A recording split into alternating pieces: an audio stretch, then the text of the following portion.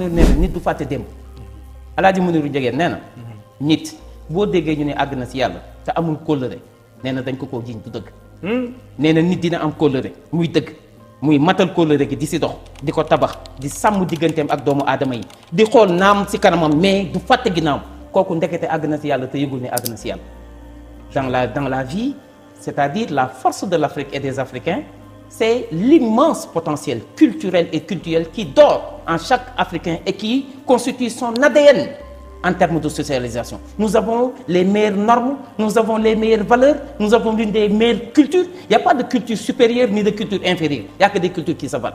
Il est temps que les Africains s'approprient leur réalité culturelle et leurs références culturelles. On a les meilleurs héros partout dans le monde. Suñu Serigne Touba mii suñu maam El Hadj Malick mii Tafsir Ahmad Baro Ndiéguène mii maam Limamou Laye sëñ Amady Ndak Seck kan moo leen am. kenn amu leen. mais est-ce que ñu ngi bénéficier wu si seen héritage comme ni si war a bénéficier wu. La réponse est négative. Je suis désolé. Qu'est-ce qu'on en fait ku si nekk fa nga nekk yaa ngi ko xatal bëggoo kenn ñëw yaa ngi dégg jël nit ñi yamale seen dund ak projet de société yi ñu indi yamale ko si ay manifestations. C'est pas ça. Très clair. C'est très clair. Donc il nous faut changer de comportement. Le véritable modèle de développement, il est endogène et il est construit dans les réalités socioculturelles du milieu. Le développement personnel. Le développement personnel. Xam nga da nga ma poser question bu am solo. waaw. nee nga ma comment entreprendre. waaw. suñu pap ku amul fit. waaw. amul fulla. waaw. amul fayda. waaw. gëmul xam-xam. mënul partir de zéro ou de rien. waaw. maanaam amul le goût de l'audace. waaw. amul le sens du risque. mënul entreprendre. yëpp ko amul mënul entreprendre. mënoo entreprendre. Entreprendre ça commence par apprendre. par sëñ Pape. par apprendre. Entreprendre commence par apprendre. déggoo ma de. Entreprendre commence par apprendre. Si tu n'apprends pas, si tu n'es pas adepte du savoir, si tu n'es pas adepte du savoir entrepreneurial, tu ne peux pas être un bon entrepreneur. Si tu n'es pas libre, si tu n'es pas ouvert, si tu n'as pas un sens humain et relationnel assez développé, si tu n'aimes pas le travail en équipe, si tu n'es pas ouvert, si tu n'as pas le sens de l'écoute, si tu n'es pas empathique et philanthrope, tu ne peux pas entreprendre. mais loolu la yàlla waxoon yonent bi sax law kunta fazzan alizan qalbi lan faddu min hawlik. boo doon tëju wala nga sévère wala ngay ñàngal sa kanam gars yi duñ ñëw. loolu la ko ils se seront détournés de toi. Ils se seront détournés de toi. njiit. wallahi al azim nee naa la sànq Sénégal dañuy jaawale waaja ak ka waaj bay bëgg a dem. yow tey jii dem nga màkk ñëw nga man musuma dem màkk du ñu bett man chaque année ma waaj gunge gars yi ba angaar ba. dëgg la gunge gars yi ba angaar ba sëñ bi ñëw. waaw mënumaa yóbbu kenn màkk. mais yow mi demaat ñëw dem 19 fois. waaw mais sëñ bi ku la neex yóbbu ko màkk ku ànd ak yow màkk du réer du jaaxle. kon bu ñu jaawalee waaja ak ka waaj bay bëgg a dem waaja mooy le leader waaja mooy l'entrepreneur. Entreprendre ça commence par apprendre. quand tu maanaam boo amul fit. est-ce que xam nga ni sama wajuru jigéen tey. waaw bis bu liggéeyoon sama kër baay sonn fa lool. waaw.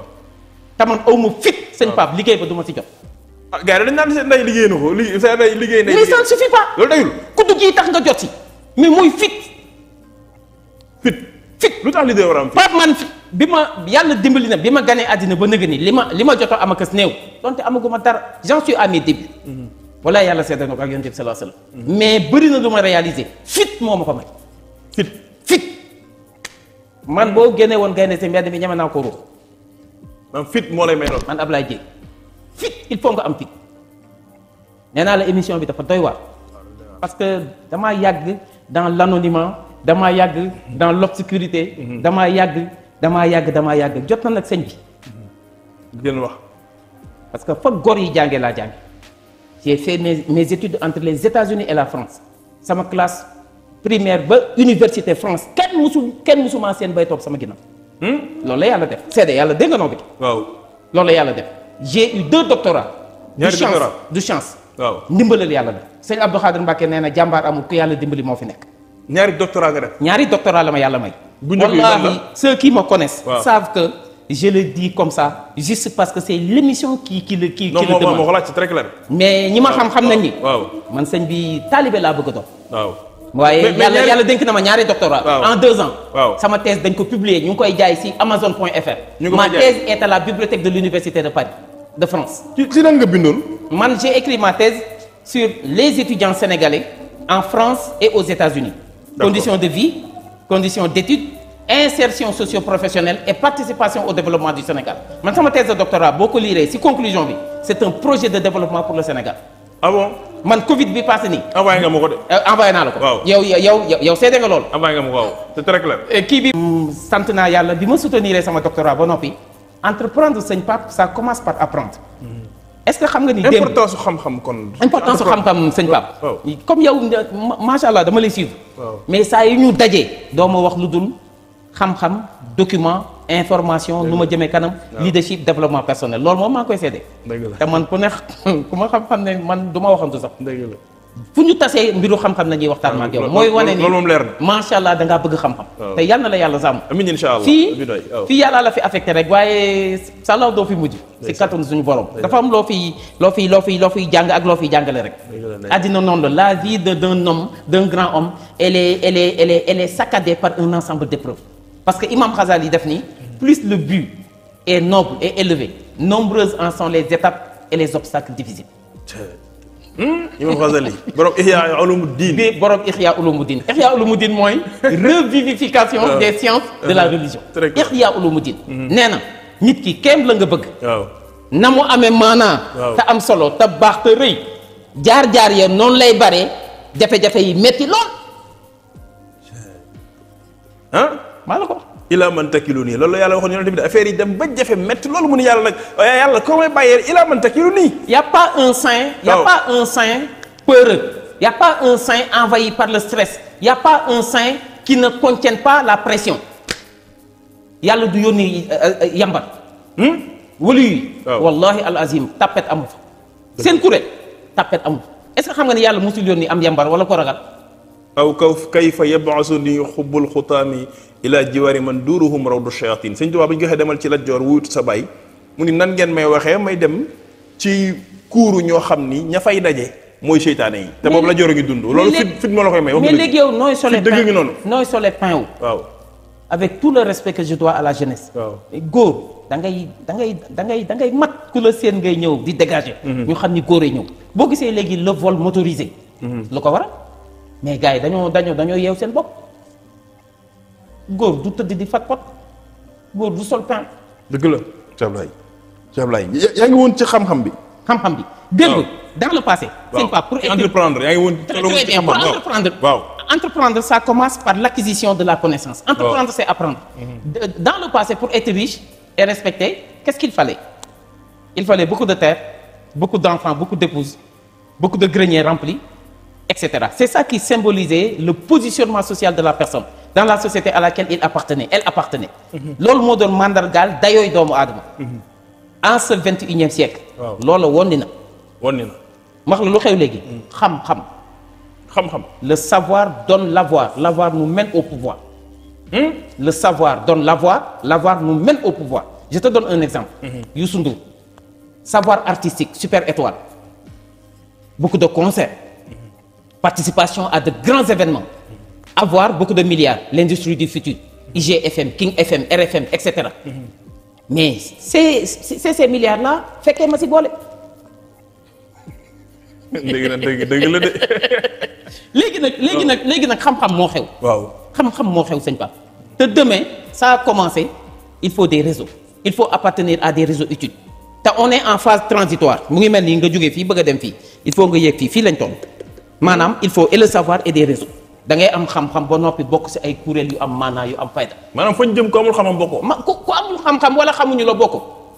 ñaar yooyu. Dans la société dans laquelle nous évoluons aujourd'hui, en ce 21e siècle, celui qui n'a pas le savoir, celui qui n'a pas des réseaux, qui n'appartient pas à des réseaux utiles, mais xamuñu la doo compter. Tu es un sous-homme, un sous-individu. xam-xam am na solo. xam-xam mooy lépp xam-xam mooy tabax àddina. moom la arab bi waxoon ni xam-xam ay fekk ku kenn tegul fenn mu yëkkati ko ba ca kaw. Seydi Hadji Malick wax na ko. réer fekk ku ñëpp tegoon ca kaw moo ci ko ba ci suuf. sa maam Alaaji Ahmad Baro Njegéen bi mu jógee Saalum ñëw Thiès dani damay wuti loo xam ni su ma si nee niig sama loxo àddina dina defaru yowmal xiyaam dina defaru ñu ni ko loolu lan la Njegéen mu ni mooy xam-xam. ah maa la ko wax. moom Alaaji. maam Alaaji Ahmad Baro Njegéen. muy jur maam Alaaji moo waxoon loolu. moo waxoon loolu. damay wuti loo xam ni damay gàddaay dafa gàddaay. waaw dans des conditions extrêmement difficiles. waaw ni maa ngi dem. waaw bàyyi ndey bàyyi nguur bàyyi mbokk bàyyi alal bàyyi suuf bàyyi nguur daal di jaar fi mu jaar ba ni mu accès Tëngéej def fa 20 ans mais destination finale la mooy Kër Mamélage ñu ne ko looy wuti mu ni nit da ngay xam li ngay dundee damay gàddaay wuti loo xam ni bu ma ci tegee sama loxo addina dina defaru yombal xiyaam dina defaru ñu ne ko loolu la njëgeen Mamas mu ni mooy xam-xam gis nga sëñ Pape waaw bâtiment bii ñu nekk nii bu piliers yi dëgërul woon poto yi ak fondation bi est-ce que dina fi mën a nekk loolu mooy xam-xam moo téye àddina le bâtiment de ce bas monde est construit sur les piliers de la science et du savoir te demain on est en phase transitoire il faut appartenir à des réseaux sëñ Pape xam nga ni man tey jii bu ma amee événement tey jii dinaa louer ay chaises louer bâche louer matériel de sonorisation mais ñay toog ces chaises du ma leen louer ku si nekk li nga seq ak moom moo koy indi yenn saa ay dossier di nelaw des fois tu as un dossier que tu dois traiter qui dort dans le bureau d'une personne qui a fait là-bas des années des mois etc. mais c'est un coup de fil d'une relation qui réveille le dossier là et il est traité en urgence en 4 minutes. macha allah.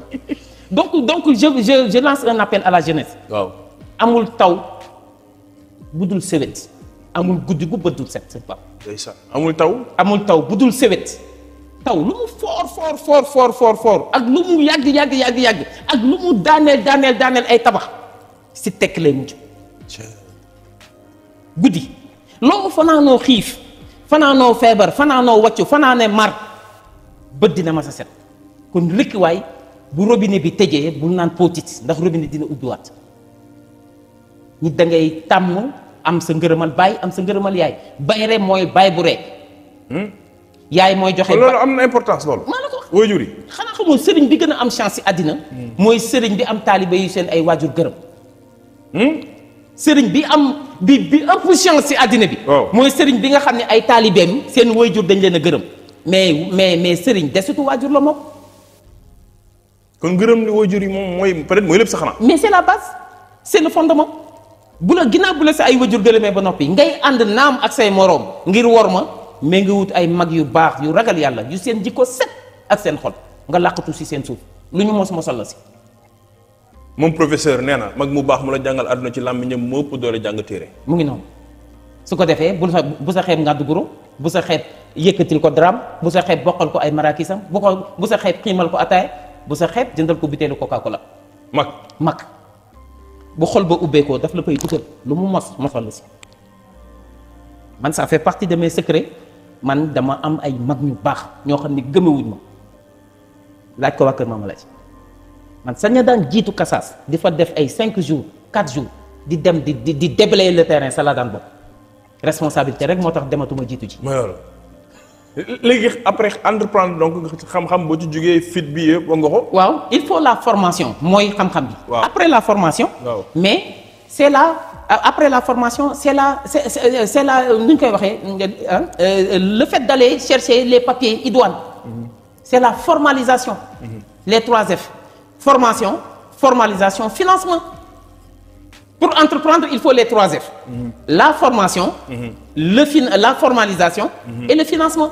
Formation mooy lan ci wolof. Formation mooy tàggatu am xam-xam bi ñu doon wax sànq. Mais tu ne peux pas être entrepreneur si tu n'as rien dans la tête. Il faut avoir une tête bien faite pour entreprendre. C'est ça la formation. C'est-à-dire, et dans la formation, c'est un apprentissage. Aussi bien des connaissances établies de manière rationnelle, mais l'apprentissage de la vie. Il faut allier savoir-faire et savoir-être. Je marche sur la jambe du savoir-faire et sur l'autre jambe, c'est la jambe du savoir-être. Savoir-faire ci wolof. Savoir-faire mooy man-man mooy xarañte mooy xam-xam. Savoir-être mooy jikko ju rafet. mais sëñ bi lu ne nit dina ko toroxaale ba mu des ñaari biir. jikko ju baax ak xam-xam. lu ne nit mën nañoo boole nit ak lu mu am. toroxal ko ba mu des ñaari mbir. jikko ju rafet kenn du ko am di torox métier kenn du ko am di torox. métier kenn du ko am di torox donc après avoir acquis la connaissance. après m'être formalisé après avoir trouvé de bons financements. maintenant le sens de l'audace, le culte de l'innovation, la culture de la qualité, le sens du travail bien fait. yaa ngi dégg la motivation optimale des RH parce que quand une personne n'est pas motivée elle ne fait que émarger, elle ne se surpasse pas, elle ne dépasse pas ses limites, elle est là que pour émarger, pour qu'on n'ait pas d'excuses pour ne pas lui donner son salaire. Quand la ressource humaine n'est pas motivée, elle fait semblant de travailler, mais elle ne travaille pas en réalité. En réalité. C'est-à-dire, lorsqu'elle quittait son domicile au petit matin, elle a ouvert son réfrigérateur, y a placé son cœur. Elle est venue vide à l'entreprise. Mais quand la personne elle est motivée, elle vient à l'entreprise avec son cœur, elle est entière, elle sourit, elle plaisante, elle partage ses connaissances. nan nga koy motiver. Nan nga koy motiver de deux manières. Une motivation d'abord symbolique et une motivation financière. Sëñ Pape, njiit ña nga jiite gënoo leen ëppoo leen xam-xam manoo leen say maam gënul seeni maam gënoo faa yeew gënoo faa baax gënoo faa yaru ëppoo fa xam-xam yàlla daf ni la cas si biir gaañ yi teg la si seen kanam rikki waaye séddal sa borom si ñi nga jiite. Et je parle de manière générale. Je parle du chef d'entreprise. Kon descends à la base. Ne cherche pas un escalier dérobé.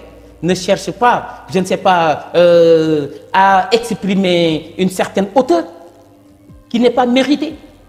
Tu ne dois pas te placer au-dessus des gens. Reste simple et courtois, comme l'a dit M. Keba Mbaye dans sa célèbre lettre destinée à Abdoul. Et c'est ça la motivation symbolique. Mooy yëgal nit ñi yëg li ñuy yëg te di taxaw ci seeni soxla. mooy motivation symbolique. Mooy motivation symbolique. maanaam yow nit ñi yëg leen. nañu yëg njëng leen. Très bien wax nga lépp sëñ Papa. waaw nañu yëg ni yàlla yow ku leen yëg nga maanaam di partager seen i pen di bëgg bokk ak ñoom seen mbégte boo ñëwee def leen comme sa bopp ñoom ñu yëg loolu buñ ko yëgee rek yëg nit ñi moom boo leen wane ni bëgg nga leen mooy yàlla waxoon yonent bi rek law kunta fazzan ghalizal qalbi lanfaddu min hawlika. waaw si tu étais quelqu'un au cœur dur kon il se serait détourné de toi. Exactement. Tu as tout dit. Cette motivation symbolique là elle est extrêmement importante. max la lu wolof wax. waaw koo yëg koo teral tëral ko koo toroxal toxal ko. koo teral tëral ko koo toroxal toxal ko. dafa mel ni Mandela yoroon na jikko jooju. mais bien sûr Nelson Mandela est-ce que xam nga ni mësul interrompre nit kuy wax ak moom. ah Nelson Mandela. waaw man j'étudie la vie des grands hommes. man li ma yor ci ay téere qui traite de la vie des grands hommes xaw ma sax nu mu toll. Nelson Mandela il n'a jamais interrompu quelqu'un qui lui parle. Quand tu t'adressais à Nelson Mandela il avait un sens de l'écoute extrêmement développé. sens de l'écoute lu am solo. sens de l'écoute lu am solo la. est-ce que xam nga ni Pape on n'interrompt pas une personne qui parle. ah maanaam nit ki ñëw di wax ak yow. nga di ko dof rek ko koy def. maa la ko wax parce que yaa ngi koy wan ni li ngay wax maa la ko gën a xam wala maa la gën a muus. sa mbaba wax na ma ko ci Baye Ndiassé Mbaye Baye Ndiassé men sa mbaba nee na Baye Ndiassé ak loo ko mënti boo ko waroon ci mbedd mi même boo ko doon wax waxee dof sax du la dog day bàyyi ngay wax rek Baye Ndiassé. mais Mandela boo pare. waaw boo waxee ba pare. waaw bu jëlee parole bi mënoo fexe ba dagg ko. gëm sa bopp. en tout cas dina la déglu moom. les 3C dina la déglu. du bouger lu dul pare wu waaye cëy boo pare ba Mandela jël parole bi di la tontu gis nga boo jéemee dugal baat day fermer foofu mënoo fexe ba jël parole bi parce que nee na bi ngay wax damaa am humilité wu déglu la mais sa waay dinaa am fullay réclamer si yow de toi nga déglu. très clair.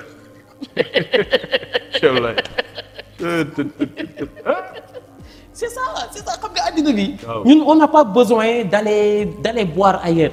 on a tout on a une eau douce de source qui peut vraiment nous servir de boisson. très clair. malheureusement léegi koo gis ci gi tubaab yi tali yi xatul kër yi xatul xol yee xat. yaa ngi woon ci motivation bi de. maa ngi si deuxième forme de motivation. waaw la motivation financière. sëñ Pape naka la nit di liggéeyee ak yow. pendant 15 ans 10 ans waxuma la oto mais pën sax mënu ko am. loolu day moom liggéeyal la ba sonn. liggéeyal la ba sonn. ku ko gis yërëm ko ba tas ku ko gis yërëm ko. waaw yanu ay barre de fer wala mu toog sëñ bi ba am ay hémorroïde waxuma la oto mais pën oto mënu ko am. tu penses que ça c'est normal? Motivation financière ça passe par l'établissement d'un certain nombre de primes, un salaire correct et décent, régulier et ponctuel.